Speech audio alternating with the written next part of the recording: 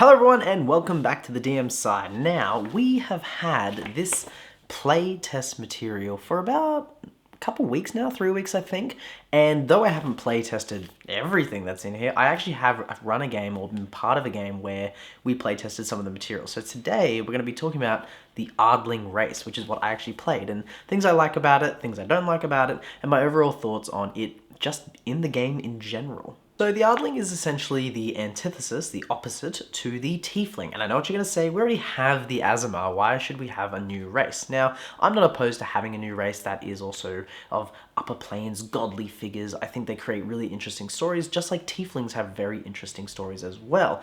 Now, it doesn't mean that you have a parent that is of an upper plane, godly, heavenly figure, more so that, similar to Tieflings with demons, devils, and all those demonic figures, they pretty much either have like an agreement somewhere in the family tree, or they have actually got a parent somewhere in the family tree along the way, and it's now sprinkled, and through genes and recessive genes, you have come out born now with, well, as a tiefling, aspects of a demon or aspects of a devil, whether it be horns or a different colored skin, a tail, and there's a lot of different variations that we've seen over the years now of D&D using tieflings and exploring how they can look. But that is really different with the Ardling. So, just so we know, I played an Ardling who was a nature cleric, and I loved getting all the extra spells, and I did choose one of the most weird ones that I could because I wanted to see how that felt. So as an Ardling, you don't just take on aspects of the actual godly figures or heavenly figures of the upper planes, you literally have the head of an animal and then the body of a humanoid, and immediately it's very jarring. So my nature cleric was a toad head, and I went out of my way when we were playing the game to say things like, I'm going to, use lay on hands with my human hands, essentially, and I'm going to look deep into their eyes with my toad face.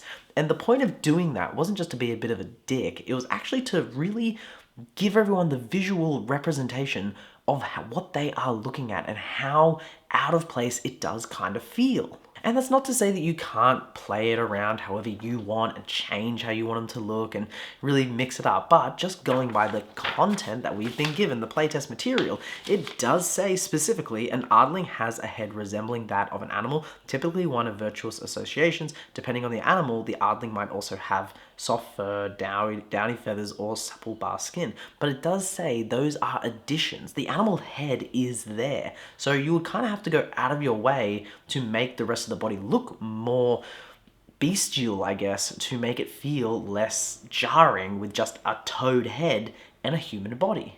One thing I loved was I got extra spells. I mean, having guidance as a given because of my race, and then I also got healing word and animal messenger because we were playing up to level 5.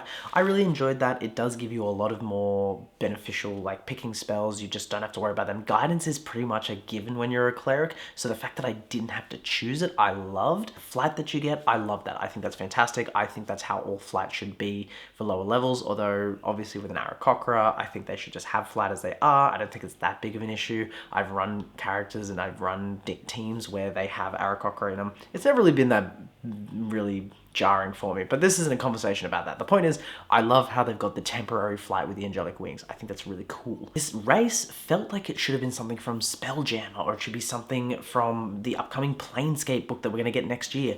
It just didn't feel like a race that should be in the player's hand guides. Like, imagine, we had this conversation at the table, imagine handing the PHB to a brand new DM, brand new players, and you've got your dwarves, your elves, your classic variant humans, and your gnomes, things that scream fantasy. Your dragonborns can fit in there. Tieflings, the way that they're presented, really do fit in there. And then all of a sudden, bearing in mind that you can change it how you want, but really going to the nitty gritty of it, human body, toad head. It just felt like there was a disconnect from your more classic fantasy. And I know D&D is beyond classic fantasy now, but I'm thinking of it for the perspective of bringing new players in, bringing new DMs in. How do you really visualize those races? It was very, very interesting, and I wonder if they're going to tweak it and change it, because something that I love the idea of is having like a lion's mane, looking humanoid, but having a lion's mane instead of hair,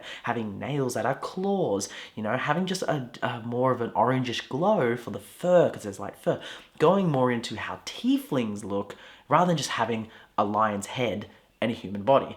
I think that that's how I'll play it in the future. I think that's how I'll do it regardless of what they say, because again, it's our game as the DMs and as players, we get to do this.